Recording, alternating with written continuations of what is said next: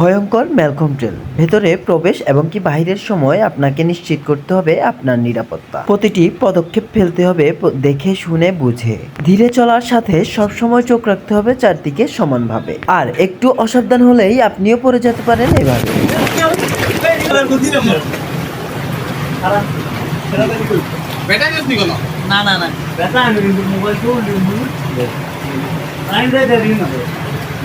প্রচুর পরিমাণ সাবধানতা অবলম্বন করেছি, তারপরও এভাবে পড়ে গেলাম আমি।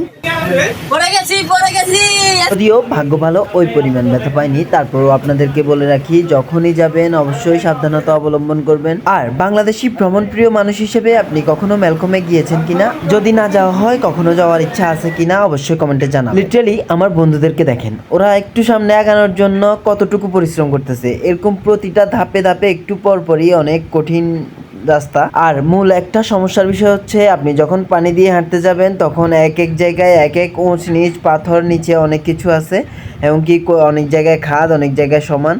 তো এই জন্য বোঝা যায় না যে আপনি কোনখান দিয়ে গেলে ভালো হবে, অনেক জায়গায় পা কেটে যাওয়ার সম্ভাবনা থাকে। তাই আমরা বাধ্য হয়ে দুপাশের দেওয়ালের সাপোর্ট নিয়ে আগানোর চেষ্টা করছিলাম। তো ম্যালকমটা হচ্ছে এমনই একটা ভয়ঙ্কর জায়গা যেটা হয়তো আমরা চিন্তাও করি না। তারপরও অ্যাডভেঞ্চার ও ভ্রমণ প্রিয় হিসেবে আমার রিসেন্টলি আবারও ম্যালকমে যাওয়ার ইচ্ছা আছে। আপনি যদি যেতে চান তবে অবশ্যই নক করবেন, আমি নিয়ে যাওয়ার চেষ্টা করব। ভালো থাকবেন, সুস্থ থাকবেন, দেখা হবে অন্য কোনো ভিডিওতে। টাটা।